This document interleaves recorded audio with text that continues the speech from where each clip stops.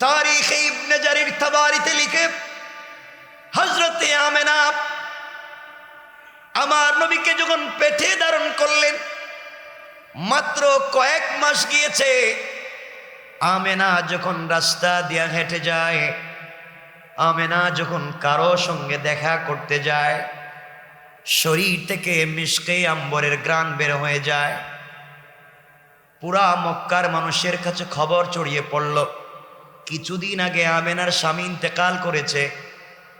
আর আরব বিশ্বের মধ্যে ওই কথা প্রচলিত ছিল, স্বামী মারা যাওয়ার পরে স্ত্রী কোনো ধরনের পারফিউম আতর ব্যবহার করতে পারবে না, সুগন্ধি ব্যবহার করতে পারবে না।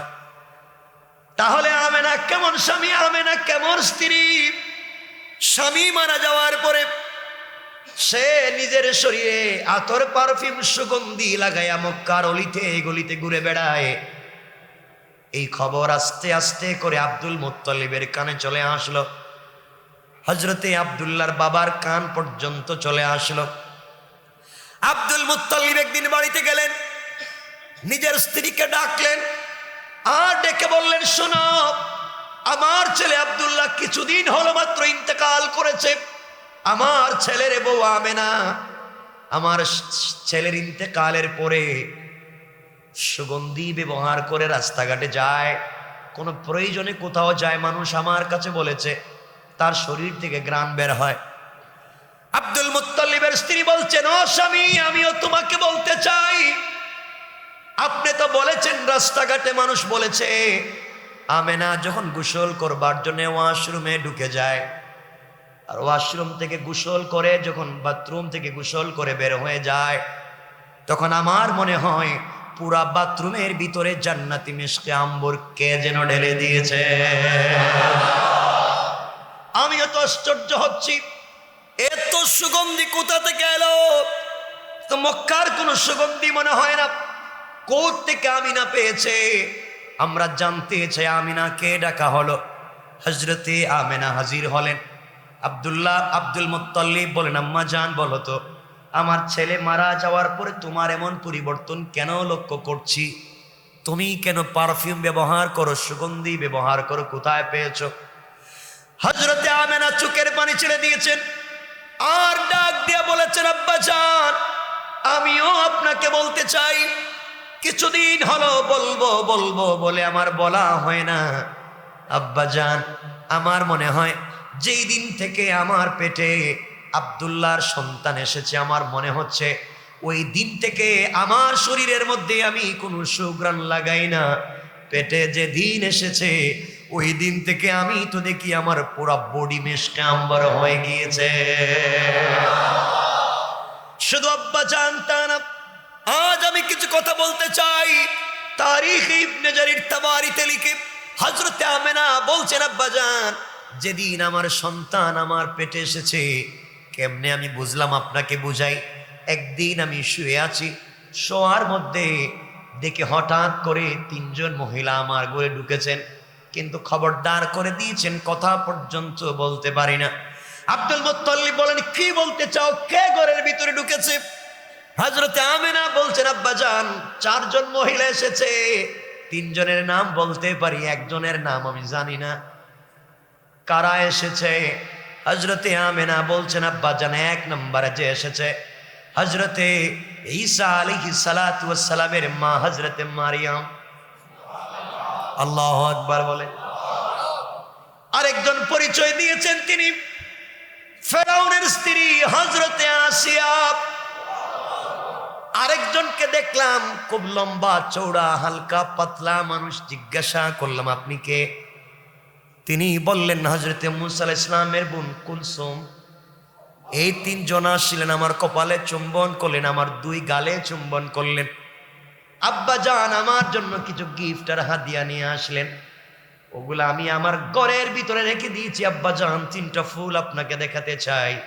ওরা এসে আমাকে বলে গেলেন, আমিনা রে, তোমার পেটে আখেরি জামানার পয়গম্বর সরকারে কায়নাত দো জাহানের সরদার নবী রহমত জনাবে মুহাম্মদুর রাসূলুল্লাহ সাল্লাল্লাহু আলাইহি ওয়াসাল্লাম তোমার পেটের ভিতরে আগমন করেছেন, সংবাদ দিতে আসলাম।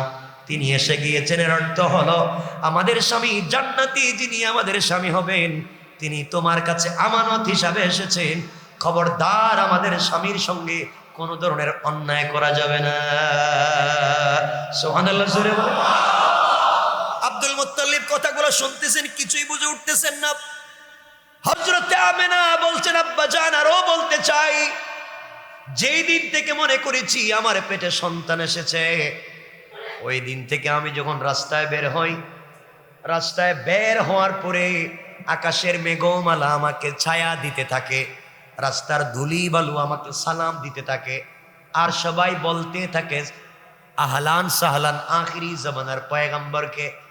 আব্বা জানার একটা আশ্চর্য কথা বলি, গতকালকে কূপে পানি আনার জন্য গিয়েছিলাম। প্রতিদিন তো কূপে পানি আনার জন্য আমি যাই। পানি আনার জন্য যখন গেলাম তখন কূপের অনেক নিচে বালতিটাকে টেনে টেনে পানি উঠাতে হয়। গতকালকে যখন পানির পাত্র নিয়ে কূপের কাছে গিয়েছি, তখন গিয়ে দেখি অটোমেটিকলি ওই পানির পাত্রটা, বালতিটা নিচ থেকে ভরে অটোমেটিক আস্তে আস্তে উঠে আমার বালতি ভরে দিয়েছে। আব্বা আপনি বিশ্বাস করবেন না, আর বলতে চাই, আওয়াজ আসছে, আওয়াজ হয়েছে আমেনা সরকারে কায়নাতকে পেটে করে কূপের কাছে আসার দরকার ছিল না, পানির প্রয়োজন হয়েছে বললে তো পানি ঘরে চলে যেত। আল্লাহু আকবার বলেন। আব্বা জান আমি তো কিছুই বুঝে উঠতে পারতেছি না, কি হচ্ছে আমি জানি না। আমার তো বড় ভালোই লাগতেছে, আমি তো বড় ভালো আছি। দীর্ঘদিন এভাবে চলে গেলে লম্বা করতে চাই না, আরো সামনে যাওয়া লাগবে।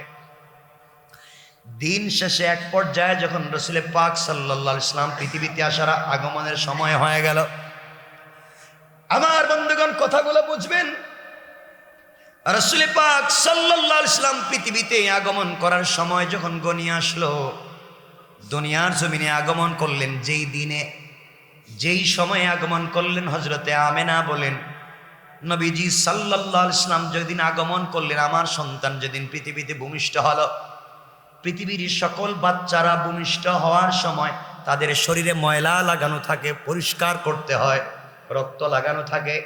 কিন্তু আমার সন্তান মুহাম্মদ ইবনে আব্দুল্লাহ যেদিন পৃথিবীতে আসলো, পুরা বডি থেকে জান্নাতি মিশকে আম্বরের ঘ্রাণ বের হয়ে যায়। আব্বাজান বলতেছেন হযরতে আমেনা আমার সন্তান যেদিন ভূমিষ্ঠ হলো, ওই দিন আমার সন্তানের নাভি কাটা ছিল। পৃথিবীর একমাত্র পুরুষ জন্মগ্রহণ করলেন নার কাটা। সুতরাং এই কথাগুলো আলোচনা করা যায় কিন্তু পালন করা যায় না। কি বুঝাতে চাই শেষ পর্যন্ত বুঝবেন। রাসূলের জন্মের ব্যাপারগুলো আলোচনার বিষয়ে, পালনের কিছুই নাই। সুতরাং মিলাদুন নবী পালন করার জিনিস না, শুধুমাত্র আলোচনার জিনিস। পালন করতে হলে আমার সন্তান এভাবে জন্ম নিতে হবে, কিন্তু নিবে না। হযরতে আমেনা বলেন আমার সন্তান যখন জন্ম নিল, সন্তান জন্ম নেওয়ার পরে সন্তান দুটো হাত মাটির মধ্যে লাগায়া তাশাহুদে যেভাবে মানুষ বসে ভাবে বসে, শাহাদত আঙ্গুলি উপরের দিকে উঠাইয়া কি যেন ইশারা করলো, কি যেন ইশারা করেছেন। হাদিসে কুদসিতে আল্লাহ পাক বলেছেন, বান্দারে আমি গোটা দুনিয়াকে অন্ধকার করে রেখে দিয়েছিলাম, আমার বন্ধু হাবিবুল্লাহ যখন শাহাদত আঙ্গুলি উপর দিকে ইশারা করেছে, আমি আল্লাহ তার আঙ্গুলের ইশারায় আলোতে গোটা দুনিয়াকে আবার আলোকিত করে দিলাম। আমার নবীজি পৃথিবীতে আগমন করলেন, দুনিয়ার জমিনে আগমন করলেন, ভূমিষ্ঠ হয়ে গেলেন। এক পর্যায়ে তিনি যখন বড় হতে লাগলেন, হযরতে আমেনা একদিন নবীজি সাল্লাল্লাহু আলাইহি ওয়াসাল্লামকে নিয়ে কোলে নিয়ে কাঁদতেছেন। কেউ জিজ্ঞাসা করলো তুমি কান্না করো কেন? আমেনা বললেন আমি ওই জন্য কান্না করি, আজকে যদি আমার স্বামী বেঁচে থাকতেন, আমার সন্তানের জন্য কোনো খেলনা নিয়ে আসতেন, আমার সন্তানের জন্য প্লাস্টিকের কোনো খেলনা, মাটির খেলনা তৈরি করে নিয়ে আসতেন। আজ আমার সন্তানের বাবা নাই, কেউ আমার সন্তানের জন্য কিছুই নিয়ে আসে না। আওয়াজ হলো আমেনা। দুনিয়ার কোন মানুষ যদি খেলনা নিয়ে আসতো, বাজার থেকে হয়তো প্লাস্টিকের, কাঠের তো মাটির কোনো খেলনা নিয়ে আসতো রে আমেনা, যাকে সরকারে কায়নাত বানিয়েছি, যাকে আমি আল্লাহ হাবিবুল্লাহ বানিয়েছি, এই বন্ধুর জন্য খেলনাগুলা যথেষ্ট নয় রে আমেনা। তুমি তোমার সন্তানটাকে উঠানের মধ্যে আঙ্গিনায় দোলনায় রেখে দাও। আব্দুল মুত্তালিব বলেন, আমি আমার নাতিকে দোলনার মধ্যে করে উঠানে শুইয়ে দিয়েছি। হঠাৎ করে তাকাইয়া দেখি আসমানের চন্দ্র এবং তারকাগুলা দ্রুত গতিতে নিচের দিকে আসতেছে। মনে হলো আমার নাতিটাকে খেয়ে ফেলবে, আঘাত করে ফেলবে। কিছু কাছাকাছি আসার পরে দেখি থেমে গেল। আমার নাতি যখন মাথাটা নড়াচ্ছে, দুল খাচ্ছে, তখন আসমানের চন্দ্র আমার নাতির সঙ্গে মাথা নড়াইয়া দুল খায়। আমার নাতি মুহাম্মদ ইবনে আব্দুল্লাহ যখন পা নাড়ায়, আসমানের তারকা গুলা নড়ে। আল্লাহ বুঝাতে চায়, আমেনা, দুনিয়ার কোন মানুষ খেলনা আনলে মাটির নিয়ে আসতো, প্লাস্টিকের নিয়ে আসতো। আমি আল্লাহ আমার বন্ধুর জন্যে দুনিয়ার কোন জিনিসকে খেলনা বানাই নাই। আমি আল্লাহ আমার বন্ধুর জন্য আসমানের চন্দ্র আর তারকা গুলাকে বন্ধুর খেলার সাথে বানাইয়ে দিয়েছি। আল্লাহু আকবার বলেন। আমার বন্ধুগণ, হযরত আমেনা একদিন কান্না করতেছেন আর বলতেছেন, আহারে, আজকে যদি আব্দুল্লাহ বেঁচে থাকতেন, হয়তো আমার সন্তানটাকে নিয়ে ও কাজের মেলায় যেতেন, মাজান্নায় যেতেন, তায়েফে যেতেন, মদিনায় যেতেন, নানার বাড়ি নিয়ে যেতেন। আমার সন্তানটাকে কেউ কোথাও নিয়ে যায় না। সন্তানটা একা একা আমার কাছে, তাকে বাপ নাই। আওয়াজ হলো, আমেনা, কান্না করার কোন জিনিস তোমার কাছে নাই।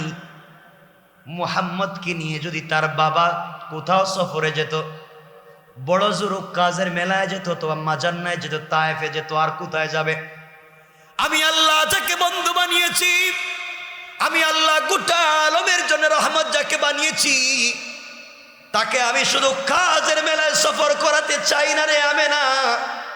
আমি আল্লাহ আমার বন্ধুকে একদিন মক্কা থেকে সফর করাইয়া বাইতুল মুকাদ্দাস, ওখান থেকে আমি আল্লাহ 1 আসমান, 2 আসমান, 3, 4, 5, 6, 7 আসমান সফর করাইয়া, জান্নাত জাহান্নাম দেখাইয়া, সিদরাতুল মুনতাহায় নিয়ে সব কিছু দেখাইয়া, আর সে আজিমে নিয়ে আমার কাছে বসাইয়া আমি আমার বন্ধুকে সালাম দেওয়ার ওয়াদা দিলাম। আল্লাহু আকবার বলেন। ওয়া রাফা'না লাকা যিকরাক। বন্ধু, আমি তো তোমার সম্মানকে নিয়ে যাচ্ছি কোথা থেকে কোথায়। তুমি তো কিছুই ছিলে না, তোর বাপ নাই, কেউ চিনে না, আমি তোমাকে নিয়ে যাচ্ছি কোথায়। আল্লাহু আকবার বলে।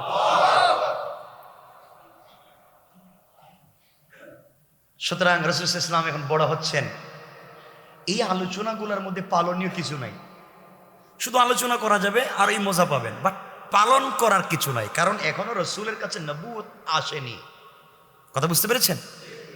আমরা এখন রাসূলকে, এখান থেকে তিনি বড় হচ্ছেন, আরো বড় হবেন। এক পর্যায়ে বড় হতে হতে হতে হতে তিনি চলে যাচ্ছেন 40 বছর পর্যন্ত।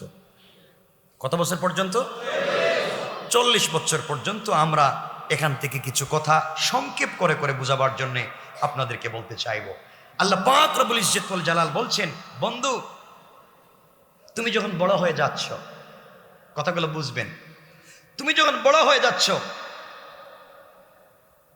তখন আমি চিন্তা করলাম, তোমাকে তো আমি দিচ্ছি রিসালাত, দিনের দাওয়াত দেওয়া লাগবে, অনেক কষ্ট আসবে, বিপদ আসবে, ঝামেলা আসবে, তোমাকে মোকাবেলা করতে হবে। আমি রব জানি বন্ধু, আমি আল্লাহ তোমার সম্মানকে পৃথিবীর জমিনে সব থেকে উঁচা জায়গায় নিয়ে যেতে চাই। রাসূল পাক সাল্লাল্লাহু আলাইহি ওয়াসাল্লাম বড় হতে লাগলেন। আমি যে সূরার যে আয়াত পড়েছি, এই আয়াতের শুরুর দিক থেকে আল্লাহ যে কথাগুলো বলতে চাচ্ছেন, আমরা সেদিক থেকেই সংক্ষেপ করে নিয়ে যাব। আল্লাহ বুঝাতে চাইলেন, বন্ধু, আলাম নাশরাহ লাকা সাদরাক, আমি কি আপনার বক্ষকে উন্মুক্ত করিনি? আমি কি তোমার সিনাকে প্রশস্ত করিনি?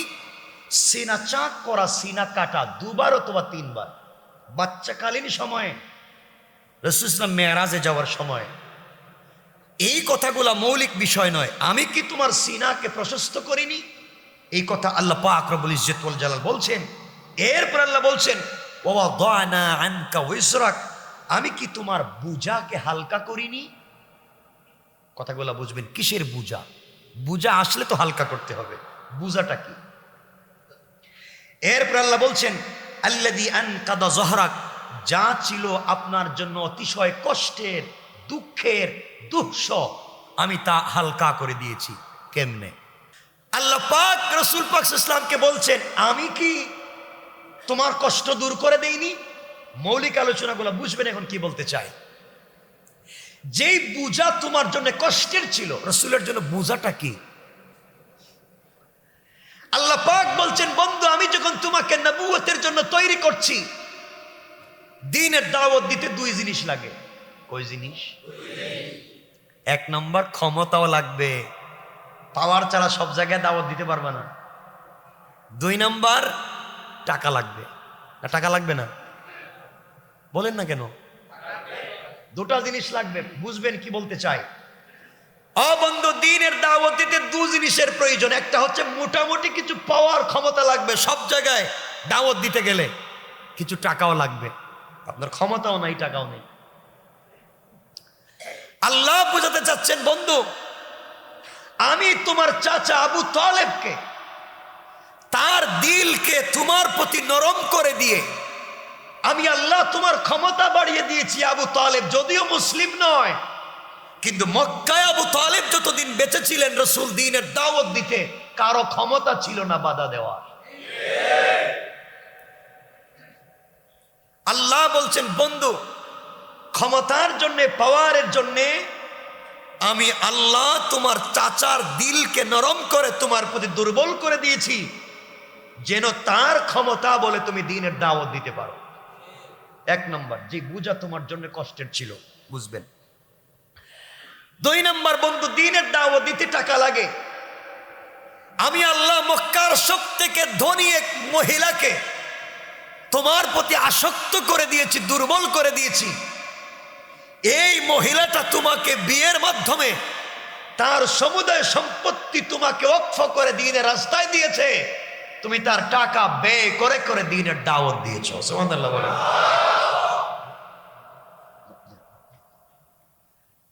কথা কি আমার বুঝতেছেন আপনারা? বন্ধু, তোমার জন্য যে কষ্টের ছিল দ্বীনের দাওয়াত দেওয়া, 2 পথকে আমি সহজ করেছি। কথাগুলো বুঝবেন। এখন নবীজির জন্য আল্লাহ কয়টা জিনিস দিয়েছেন? একটা ক্ষমতা আছে না নাই? এখন আছে। আবু তালেব তো কাবা চত্বরে গিয়ে বলছেন ওটা আমার ভাতিজা, যা বলতেছে বলতেছে, ভালো লাগে না মানবা না। ভাতিজার চোখের দিকে তাকাইয়া যদি কেউ রক্তচক্ষু করে, আমি আবু তালেব বেঁচে থাকতে দেখে দেব। কিন্তু আবু তালেব মুসলিম না। এখন কথা বোঝাতে চাই, আবু তালেবের এত ভালোবাসা ছিল রাসূলের প্রতি, না ছিল না? জান্নাতে যাবেন না জাহান্নামে? কারণ কি? রাসূলের সিরত তার কাছে ছিল না, রাসূলের জিন্দেগি তার কাছে ছিল না। 1 নম্বর, নবীজি যেদিন জন্ম নেন ওই দিন সবথেকে বেশি যে খুশি হয়েছিল রাসূলের আপন চাচা আবু লাহাব। নবীজির জন্মের সংবাদ যখন আবু লাহাবের কানে গিয়েছে, যেই দাসী তার কাছে সংবাদ দিয়েছে, সাথে সাথে সেই দাসীকে আজাদ করে দিয়েছে। এত খুশি হওয়ার পরে আবু লাহাব জান্নাতি না জাহান্নামী? এর কারণ রাসূলের জিন্দেগি তার কাছে ছিল না, শুধু মহব্বত ছিল, আনন্দ ছিল। সুতরাং আমার আপনার যদি শুধু মহব্বত আর ভালোবাসা থাকে, রাসূলের জিন্দেগি না থাকে, জান্নাতে যাওয়া সম্ভব না। মনে রাখবে। নবীজি দ্বীনের এখন বড় হলেন, তাওহীদের দাওয়াত দিচ্ছেন। এখন তাওহীদের দাওয়াত দিবেন, এখান থেকে আমরা রাসূল 40 বছরে পৌঁছে গেলেন। মধ্যখানের পুরা জিন্দেগি বাদ, যেহেতু মৌলিক বিষয়টা হচ্ছে সিরাতুন নবী, চলে গেলাম আমরা রাসূলের জিন্দেগিতে দ্বীনের দাওয়াত দিবেন। আল্লাহ রাব্বুল ইজ্জত ওয়াল জালাল রাসূল পাক ইসলাম দ্বীনের দাওয়াত দেওয়ার আগেও গারে হেরায় আল্লাহর ধ্যান করতেন। কার ধ্যান করতেন? সবাই বলেন। একদিন তিনি গিয়েছেন গারে হেরায় ধ্যান করতে। হঠাৎ করে দেখেন কে একটা মানুষ গারে হেরার বাহিরে আসমান জমিনের মধ্যখানে নূরের মিম্বরে বসে, নূরের মিম্বরে বসে আসমান জমিনের মধ্যখানে এক লোক বলতেছে ইয়া মুহাম্মদ, ইয়া মুহাম্মদ বলে ডাক দিচ্ছে। নবীজি চিন্তা করলেন ব্যাপার কি, এমন এক জায়গায় কেউ আমারে চিনে না জানে না, কে লোকটা আমার ইয়া মোহাম্মদ বলে ডাক দেয়। ভয় পেয়ে গেলেন। নবীজি ভয় পেয়ে বাড়িতে গেলেন, স্ত্রীকে গিয়া বলেন স্ত্রী, কে যেন আমাকে গতকাল কে এক মিম্বরে বসে দেখি ইয়া মোহাম্মদ বলে ডাক দেয়, আমি তো ভয় পেয়েছি।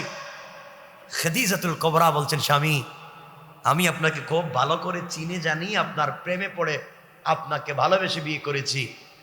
আমার মন বলতেছে আপনাকে পৃথিবীর কেউ ধোঁকা দিবে না, আপনাকে পৃথিবীর কোনো জিন্নাত ধোঁকা দিবে না। আমার মনে হচ্ছে সৃষ্টিকর্তার কোনো দূত হবে। সুবহানাল্লাহ কি আগামী বছর বলবেন? আমার মনে হচ্ছে সৃষ্টিকর্তার কোনো দূত হবে, নচেত আপনাকে এভাবে ডাকে কেন? আর যদি কোনোদিন ডাকে আপনি বলবেন প্রতিদিন ডাকেন, কিছু বলেন না কেন? আমার নবীজি আরেকদিন গেলেন গারে হেরায়, জিবরিল আমিন নূরের মিম্বরে বসে আসমান জমিনের মধ্যখানে বসে ইয়া মুহাম্মদ বলে ডাক দিতে লাগলেন। হযরতে রাসূল পাক সাল্লাল্লাহু আলাইহি ওয়াসাল্লাম বলছেন, কে তুমি আমাকে প্রতিদিন এভাবে ডাকো? জিবরাইল বলছেন, আপনি আমাকে চিনবেন না, আপনার সঙ্গে আগে আর কোনোদিন সরাসরি এভাবে দেখা করিনি, চিনবেন না। আমি হলাম আল্লাহর প্রেরিত রহমতের দূত, আমার নাম জিবরাইল। আল্লাহ পাক আমাকে আপনার কাছে পাঠিয়ে দিয়েছেন, আর এই মুহূর্তে বলে দিয়েছেন আজ থেকে আপনি আল্লাহর নবী এবং রাসূল। আপনি বলেন ইকরা, রাসূল বলেন আমি পারি না। জিবরিল আমিন বলছেন, আবার বলছেন ইকরা। নবীজি বলছেন আমি বুঝি না, আমি পারবো কেমনে? জিবরাইল বলছেন ইকরা। নবীজি বলছেন আমি পারি না। জিবরাইল এবার আল্লাহকে বলছেন, আল্লাহ তাআলা কার কাছে এত বড় কোরআন দিয়ে পাঠাইলেন? যাই বলে উনি বলেন পারে না, ইকরা পর্যন্ত বলে না।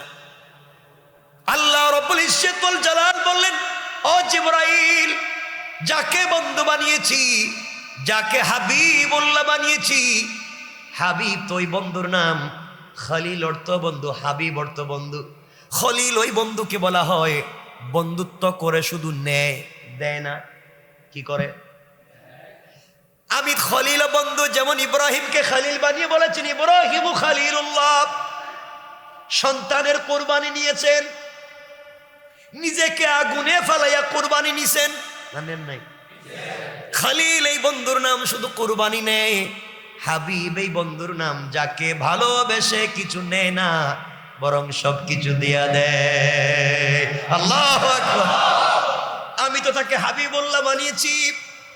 ও জিবরাইল, আমার বন্ধুকে আর বলতে যাইও না, তোমার বুকের সঙ্গে বুকটা লাগাই একটা চাপ দাও।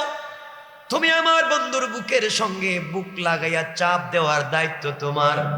আর 30 পারা কোরআন আমার বন্ধুর সিনার মধ্যে একত্রিত করে দেওয়ার জিম্মাদার স্বয়ং আমি আল্লাহ। নবীজি যখন গারে হেরাত থেকে বাড়িতে গেলেন, তখন প্রথম জিবরিল আমিনের সঙ্গে ধাক্কা লেগেছে, জ্বর উঠে গেছে। কি উঠে গেছে?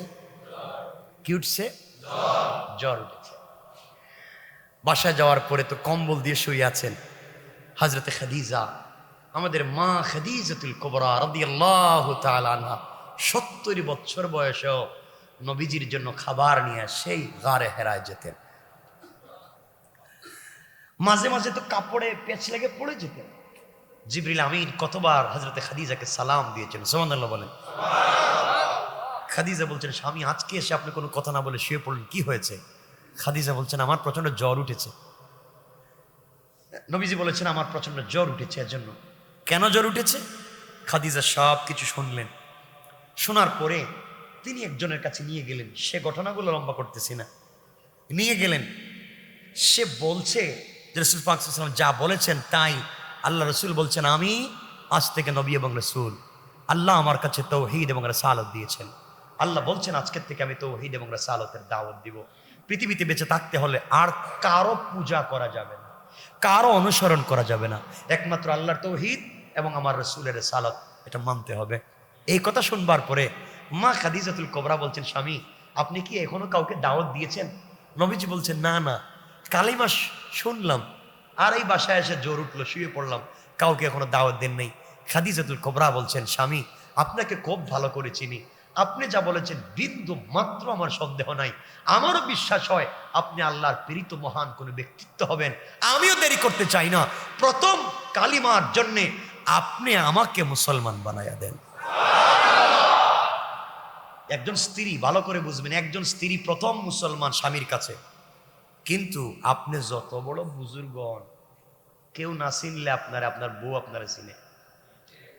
আপনি পুরা এলাকায় বহুত বড় পিসাব, বউ জানে আপনি কত নাম্বারের পীর। কথা বলেন না কেন? হযরতে মা খাদিজাতুল কুবরা জানতেন হযরত রাসূল সাল্লাল্লাহু আলাইহি ওয়াসাল্লাম কেমন, তিনি প্রথম মুসলমান হয়ে গেলেন। সুবহানাল্লাহ পড়েন। সুতরাং রাসূলের পরে প্রথম মুসলিম কে? হযরতে খাদিজাতুল কুবরা রাদিয়াল্লাহু তাআলা আনহা, প্রথম মুসলিম। মনে রাখবেন, মুসলমান হওয়ার পরে তিনি বলছেন, স্বামী আমার যে এত সহায় সম্পত্তি, এগুলো আর কি করবো, আজকের থেকে সব আপনার। দ্বীনের দাওয়াতের জন্য যেখানে যা লাগে দু হাতে আপনি দান করে দেন। আল্লাহু আকবার। এখানে তো হাজারো ঘটনা মনে পড়তেছে, আমরা শুধু সংক্ষেপ করে করে সামনের দিকে যাচ্ছি। রাত্র 10:15 হয়ে গেছে, বেশি লম্বা করা যাবে না মনে হয়। আসেনি ভাই, কতক্ষণ কথা বলবো? কষ্ট হচ্ছে না? কথাগুলো শোনেন কি বলতে চাই। এক পর্যায়ে নবী যখন দ্বীনের দাওয়াত দিচ্ছেন, কিসের দাওয়াত? কথাগুলো পয়েন্টগুলো মনে রাখবেন, মনে রাখতে পারলে উপকার আছে আপনাদের। এক পর্যায়ে আয়াত নাজিল হয়ে গেল রাসূলের কাছে, আনদির আশিরাতাকাল আকরাবিন। বন্ধু, এখন তুমি তোমার স্ত্রীদের দাওয়াত দিছো, প্রতিবেশী, বন্ধু বান্ধব, আত্মীয় স্বজন, এদেরকে দাওয়াত দাও। আল্লাহ রাসূলকে বলছে। আমার মুসলমান বন্ধুগণ, গভীর মনোযোগ।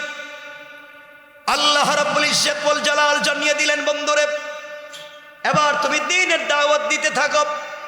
নবীজি একদিন সকালবেলা ঘুম থেকে উঠলেন, মক্কার সব থেকে উঁচা পাহাড়ের উপরে উঠে গেলেন, সাফা পাহাড়ের উপর আরোহণ করলেন। সকালবেলা ডাক দিয়ে বললেন, ইয়া সাবাহা, ইয়া সাবাহা। আগেকার মক্কায় প্রচলন ছিল, আরবে প্রচলন ছিল, কেউ যদি সকালবেলা ইয়া সাবাহা বলে ডাক দিত, মক্কার মানুষ মনে করত ভয়ঙ্কর কোনো সংবাদ হবে, ভয়ঙ্কর কোনো খবর ছাড়া সকালবেলা কেউ পাহাড়ে উঠে ডাক দেয় না। রাসূল সাল্লাল্লাহু আলাইহি ওয়াসাল্লাম পাহাড়ের উপরে উঠলেন, ইয়া সাবাহা বলে ডাক দিলেন। মক্কার সমস্ত কুরাইশের নেতারা, বড় বড় লিডারেরা সকলে জমা হয়ে গেল পাহাড়ের নিচে। যারা যেতে পারল না তারা তাদের দূত পাঠাইয়া দিল, প্রতিনিধি পাঠাইয়া দিল, যা মুহাম্মদ কি বলে শোনো। সবাই যখন পৌঁছে গেল, সবাই আশ্চর্য, মুহাম্মদ আমাদের কিভাবে ডাক দিল কেন? আমার নবী যাকে জানতে চাইলেন, বলো মক্কার মানুষেরা, তোমাদের কাছে আমি জন্ম নিয়েছি, দীর্ঘ 40টা বছর তোমাদের সামনে বেড়ে উঠেছি, আমি তোমাদের কাছ থেকে আমার সম্পর্কে জানতে চাই, বলো তো তোমাদের কাছে আমি কেমন? নবীজি সাল্লাল্লাহু আলাইহি ওয়াসাল্লামের এই কথাগুলো শুনে মক্কার সমস্ত নেতা লিডারেরা বলছে, মুহাম্মদ ইবনে আব্দুল্লাহ, 40টা বছর তুমি আমাদের কাছে বড় হয়েছ, তোমার 40 বছরের জিন্দেগি আমরা দেখেছি, জিন্দেগিতে আমানতের খেয়ানত করো নাই, জিন্দেগিতে একটা মিথ্যা কথা বলো নাই, কারো দিকে চোখ উঠাইয়া কথা বলো নাই, তোমার চরিত্র আসমানের নিচে জমিনের উপরে আর কারো মধ্যে নাই।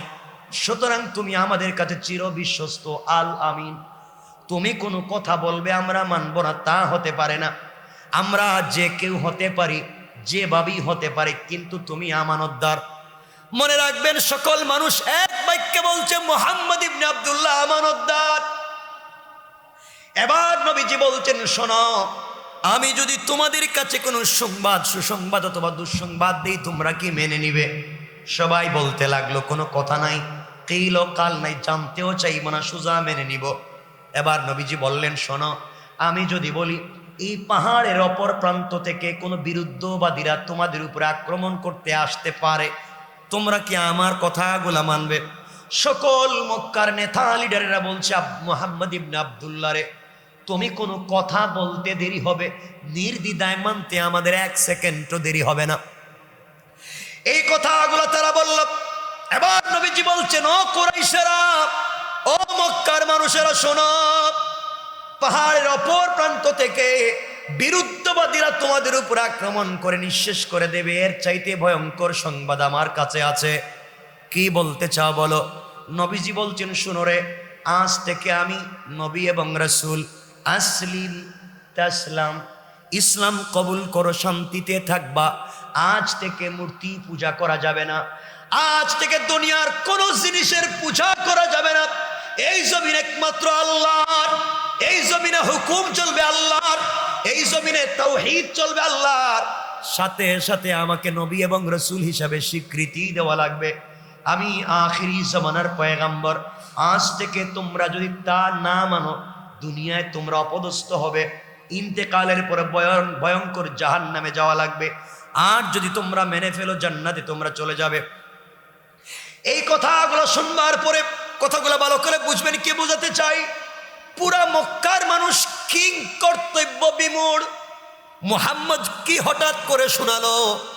একটা ভালো ছিল, হঠাৎ করে আজকে কি বলে মক্কার মানুষেরা জবাব দিতে পারতেছে না। সবাই তো চিন্তায় পড়ে গেছে, কি বলবে কি বলবে। এমন সময় নবীজির আপন চাচা আবু লাহাব দাঁড়িয়ে গেল। কার চাচা? নবীজির আপন চাচা আবু লাহাব দাঁড়িয়ে গেল, হাতের মধ্যে কঙ্কর নিয়ে, পাথর নিয়ে, আর বলতে লাগলো, তাব্বান লাকা ইয়া মুহাম্মদ, আলী হাদা জামাতানা আয়দাউতানা। ও মুহাম্মদ ইবনে আব্দুল্লাহ, তুমি ধ্বংস হয়ে যাও, তোমার সারাদিন ধ্বংস হয়ে যাক। তুমি কি এই কথাগুলা বলবার জন্য আমাদেরকে দাওয়াত করেছো? তুমি এত খারাপ হয়েছো জানতে পারলাম না আগে। তুমিও পাগল, তোমার আল্লাহও পাগল। এ কথা বলে হাতের মধ্যে পাথর নিয়ে আমার নবীজিকে মারবার জন্যে উদ্যত হলো, দাঁড়িয়ে গেল, আঘাত করবার জন্য ছুটে যেতে লাগলো। আমি জানতে চাই, নবীজি প্রথম মক্কায় দ্বীনের দাওয়াত দিয়েছেন, বাধা দিছে কে? কথা বলেন। আরেকটা পরিচয় বুঝবেন, কথাগুলো বলছি। নবীজির চাচা বাধা দিয়েছে। চাচা ঘরের লোক না বাহিরের লোক? মক্কার মানুষ এখনো কোনো উত্তর দেয় নাই। বিভিন্ন ধর্মের মানুষ আছে, কোনো উত্তর দেয় নাই। প্রথমেই যে বাধা দিয়েছে, সে ঘরের না বাহিরের? সুতরাং আজকালকে আমরাও দ্বীনের দাওয়াত দিতে গেলে বাহিরের লোক আমাদেরকে যা ডিস্টার্ব করে, তার চাইতে আমাদের মতো বেশভূষার ঘরের মানুষই আমাদেরকে বেশি ডিস্টার্ব করে। কথা মনে রাখবেন। রাসূল কিছু বলবেন? তাহলে কি বুঝাতে চাইলাম? নবীজি দ্বীনের দাওয়াত দিলেন, প্রথম বাধা দিয়েছে ঘরের মানুষ। বাহিরের মানুষের দোষে লাভ নাই। মক্কার মানুষ চিন্তা করলো, হইছে তো কারবার, আমরা কিছু বলার আগে দিয়ে গড়েই তো মাইল লেগে গেছি। আপন চাচা। এখন এখানে আরো দুটা শিক্ষা, নাম মনে রাখবেন। আবু লাহাব শুধু রাসূলের চাচা নয়, আবু লাহাবের 3টা পরিচয় রাসূলের সঙ্গে। 1 নাম্বার, আবু লাহাব এবং মুহাম্মদ সাল্লাল্লাহু আলাইহি ওয়াসাল্লাম দুজন একসাথে বড় হয়েছেন, অর্থাৎ আবু লাহাব রাসূলের খেলার সাথী ছিল। তাহলে একদিক থেকে চাচা, অপর দিকে বন্ধু। 2 নাম্বার পরিচয়, আবু লাহাব রাসূলের আপন চাচা। 3 নাম্বার পরিচয়, আবু লাহাবের 2 ছেলে উতবা এবং উতাইবা। এই উতবা এবং উতাইবার কাছে নবীজি নবুয়ত পাওয়ার আগে তার 2টা মেয়েকে বিয়ে দিয়েছিলেন, যায়েনব এবং রুকাইয়া। এই 2টা মেয়েকে আবু লাহাবের 2 ছেলে উতবা এবং উতাইবার কাছে বিয়ে দিয়েছিলেন। তাহলে এই পরিচয়ে আবু লাহাব রাসূলের খেলার সাথে বন্ধু, অপর পরিচয়ে রাসূলের চাচা, আরেক পরিচয়ে রাসূলের বিয়াই। বিয়াই বুঝেননি? আল্লাহ জানে কি, রাসূলের বিয়াই। এত পরিচয় থাকবার পরে দাঁড়াইছে রাসূলকে মারবার জন্য। মক্কার মানুষকে কারবার তো লাগছে, নিজের মধ্যেই মাইস। আমরা এখন একটু দূরে থাকি, মানুষ তো তামসা দেখতে চায় যখন ঘরে মাইল লাগে। দেখেন না বাংলাদেশে হুজুরে হুজুরে মারামারি, পিড়ে পিড়ে গুতাগুতি। একজন আর একজনকে দেখতেই পারে না, সহ্যই করতে পারে। এক আলিম আর এক আলিমকে সহ্য করতে পারে না, আছে না নাই? ঘরে মায়ের। আমার বন্ধুগণ, এক পর্যায়ে আবু লাহাব যখন আমার নবীজিকে গালি দিয়েছে, কথাগুলো আমরা লম্বা হয়ে যাচ্ছে, সংক্ষেপ করে নিয়ে যাচ্ছি। গালি দিয়েছে, নবীজিকে গালি দিতে লাগলো।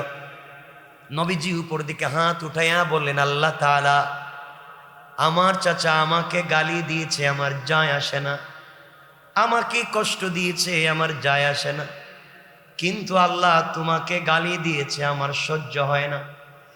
আল্লাহ জানায়া দিলেন, ও বন্ধু, আবু লাহাব আমাকে গালি দিয়েছে, আমি আল্লাহরও যায় আসে না। আমার কোরআনকে গালি দিয়েছে, আমার যায় আসে না। আমাকে পাগল বলেছে, আমার যায় আসে না। কিন্তু যাকে আমি বন্ধু হাবিবুল্লাহ বানিয়েছি, আমার বন্ধুকে যারা গালি দিবে, আমি আল্লাহ তাদেরকে ছেড়ে দিতে পারি না।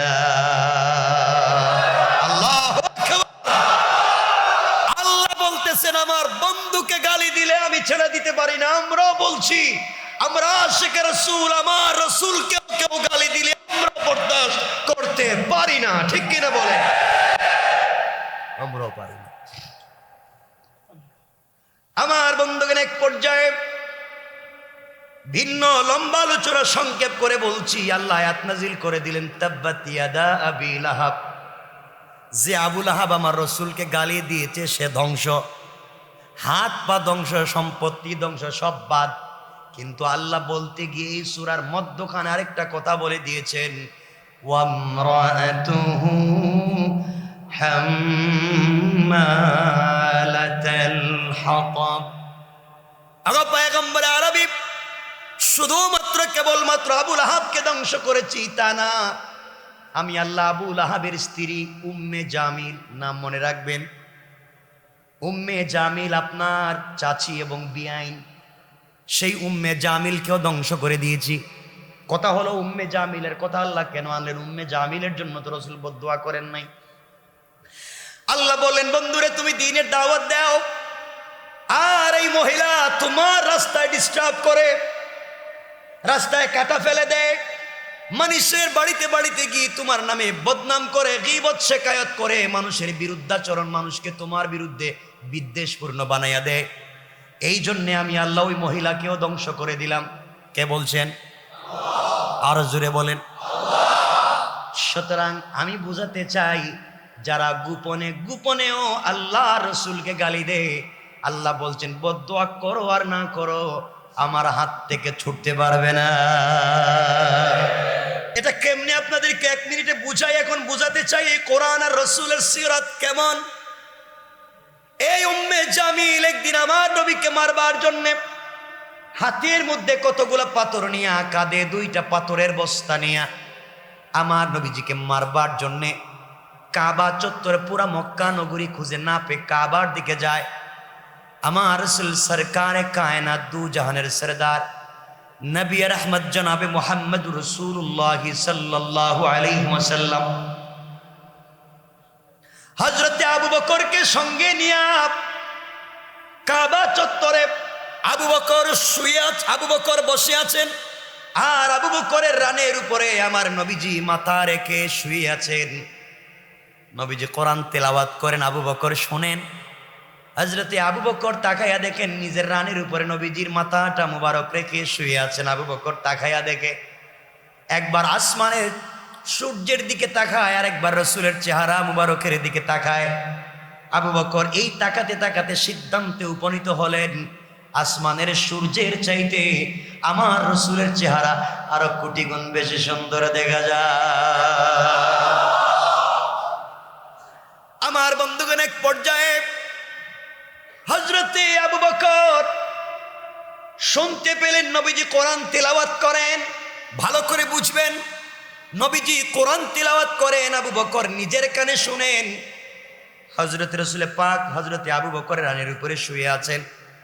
কিছুক্ষণ পরে সিদ্দিক আকবর তাকাইয়া দেখেন একজন মহিলা হাতের মধ্যে পাথরের বস্তা নিয়ে আসতেছে, নবীজিকে মারবার জন্য আসতেছে। নবীজিকে বললেন, ইয়া রাসূলুল্লাহ, নির্ঘাত একজন মহিলা আপনাকে মারবার জন্য আসছে, কোনো মহিলা যদি আপনাকে মারে এর চাইতে লজ্জার কিছু হতে পারে না? আপনি বলেন, আমি প্রতিবাদ করি। আমার নবীজি বলেন, আবু বকর রে চিন্তার কোনো কারণ নাই। আল্লাহ রাব্বুল ইজ্জত ওয়াল জালাল বলেছেন, বন্ধু আমার, কোন কাফের, কোন অন্যায়কারী যদি আপনাকে আঘাত করবার জন্য আসে, আপনি যদি আমার কোরআন থেকে তেলাওয়াত করেন, আমি আল্লাহ এই কোরআন তিলাওয়াতের বরকতে কাফের থেকে আপনাকে বাঁচাবার ওয়াদা দিলাম। উম্মে জামিল কাছাকাছি পৌঁছে গেল। আবু বকর বলছেন, ইয়া রাসূলুল্লাহ, সে তো আপনার চাচী, উম্মে জামিল আপনাকে মারবার জন্য আসছে। নবীজি বললেন, ধৈর্য ধরো, আমি কোরআন তিলাওয়াত করি, দেখো তো কি হয়, কি বুঝাতে চাই, একটা ম্যাজিক। হযরতে সিদ্দিকে আকবর বসে আছেন, নবীজি কোরআন তিলাওয়াত করেন, সিদ্দিকে আকবরের রানীর উপরে মাথা রেখে শুয়ে আছেন। উম্মে জামিল হাতের মধ্যে পাথর নিয়ে সোজা আমার নবীর মাথার সামনে দাঁড়াইয়া, একবারে সামনে দাঁড়াইয়া আবু বকরকে বলছি, আবু বকর, পুরা মক্কা নগরী খুঁজলাম, কোথাও খুঁজে পেলাম না। তোমার বন্ধু মুহাম্মদ ইবনে আব্দুল্লাহ কোথায়? কোথাও পেলাম না, গেল কই? আবু বকর আশ্চর্য হয়ে গেলেন, বলছে কি? আমি দেখি আমার নবী আমার রানে শুয়ে আছেন, দুইটা কান দিয়ে তেলাওয়াত শুনি। আমার নবীজির সামনে দাঁড়ায়া উম্মে জামিল রাসূলকে দেখে না। আল্লাহু আকবার, এর চাইতে আশ্চর্য মুআজিজা নাই, কোন সুবহানাল্লাহ। আবু বকর বলছেন, উম্মে জামিল রে, তোমার বাতিজা, তোমার বিয়াই, তুমি খুঁজো, তুমি খুঁজো, আমি কেন বলবো? উম্মে জামিল পুরা কাবা ঘর খুঁজলে কোথাও পেল না, আবার নবীজির সামনে দাঁড়াইছে। নবীজির সামনে দাঁড়াই আবু বকরকে বলছে, আবু বকর, পুরা কাবা ঘর খুঁজলাম, কোথাও দেখি নাই, তুমি একা একা বসে কি করো? চলে যাচ্ছি, খবর করে দিলাম, খবরদার তাকে বলে দিও, হাতের মধ্যে পাথর, বস্তার মধ্যে পাথর, মক্কায় কোথাও পাইলে তাকে ছাড়বো না, মেরে ফেলবো, খবর তুমি তাকে পৌঁছায়া দিও। আবু বকর আশ্চর্য হয়ে চিন্তায় পড়ে গেলেন, বলে কি আমার নবীরে নাকি মারবে? নবীজি আমার সামনে, তার চোখের সামনে দেখে না, হ্যাঁ নাকি মারবে? আল্লাহ বলেন, উম্মে জামিল, তুই কৌশল করছিস আমার বন্ধুরে মারবে, আর আমি কৌশল করছি বাঁচাইয়া দিব। আল্লাহু আকবার। এজন্য আমার আল্লাহ কোরআনে কারীমের ভিতরে আমার আল্লাহ বলছেন, আমার আল্লাহ জানাইয়া দিলেন, ওয়া মাকারু ওয়া মাকারাল্লাহ ওয়াল্লাহু খায়রুল মাকিরিন।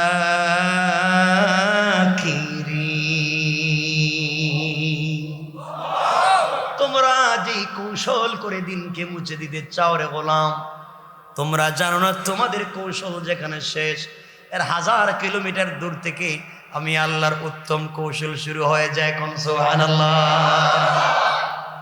উম্মে জামিল পাথর নিয়ে চলে গিয়েছে। এবার হযরতে আবু বকর জড়াইয়া নবীজিকে ধরে কাঁদতেছেন আর বলছেন, ইয়া রাসূলুল্লাহ, বলেন না ব্যাপারটা কি? আপনি কোরআন শরীফ পড়েন, আমি কান দিয়া শুনি, আপনি আমার রানে শুয়ে আছেন, আমি চোখ দিয়া দেখি। উম্মে জামিল আপনার সামনে দাঁড়াইয়া আমাকে দেখে, আপনাকে দেখে না, ব্যাপার কি?